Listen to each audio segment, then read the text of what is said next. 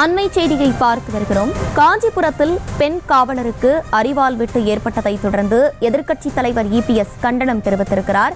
காஞ்சிபுரத்தில் சீருடையில் இருந்த பெண் காவலருக்கு வெட்டு ஏற்பட்டதை தொடர்ந்து இபிஎஸ் கண்டனம் தெரிவித்திருக்கிறார்.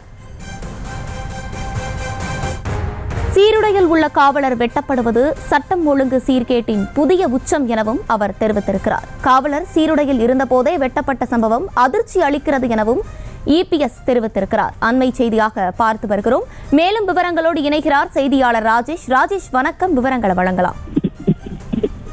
வணக்கம். காஞ்சிபுரத்தில் பெண் காவலர் வெட்டப்பட்ட சம்பவம் என்பது பெரும் பரபரப்பை ஏற்படுத்தியுள்ள நிலையில் எதிர்க்கட்சி தலைவர் எடப்பாடி பழனிசாமி கண்டன அறிக்கை ஒன்றை வெளியிட்டிருக்கின்றார். அதில் காஞ்சிபுரம் மாவட்டம் விஷ்ணு காஞ்சிபுரம் காவல் நிலையத்தைச் சேர்ந்த பெண் காவலர் டில்லி ராணி என்பவர் பட்ட பகலில் சீருடையில் இருந்த போதே அரிவாளால் வெட்டப்பட்ட சம்பவம் அதிர்ச்சி அளிக்கிறது என அவர் குறிப்பிட்டிருக்கிறார்.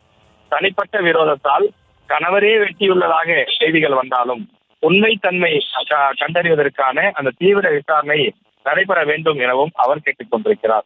காரணம் எதுவாக இருப்பினும் சீருடையில் உள்ள ஒரு காவலரே பட்டப்பகலில் அரிவாளால் தாக்கப்படுவது சட்டம் ஒழுங்கு சீர்கேட்டின் புதிய உச்சம் என்றும் இதற்கு காவல்துறையை தன் கட்டுப்பாட்டில் வைத்திருக்கும் முதலமைச்சர் பதில் சொல்ல வேண்டும் எனவும் அவர் கேட்டுக் கொண்டிருக்கின்றார். தான் சிறப்பாக சட்டம் ஒழுங்கை காத்து வருவதாக கூறி வரும் முதலமைச்சர் இனியாவது அந்த விஷயங்களை எல்லாம் சரி செய்ய வேண்டும் எனவும் சட்ட ஒழுங்கை பேணி காப்பதற்கான நடவடிக்கைகளை தமிழக அரசு மேற்கொள்ள வேண்டும் எனவும் தான் வலியுறுத்தி கேட்டுக் கொள்வதாக அவர் குறிப்பிட்டிருக்கிறார். காஞ்சிபுரத்தில் பெண் போலீசார் சீருடையில் இருக்கும் போதே அரிவாளால் வெட்டப்பட்ட சம்பவம் என்பது பெரும் பரபரப்பு கண்டன அறிக்கையும் தெரிவித்துள்ளார்.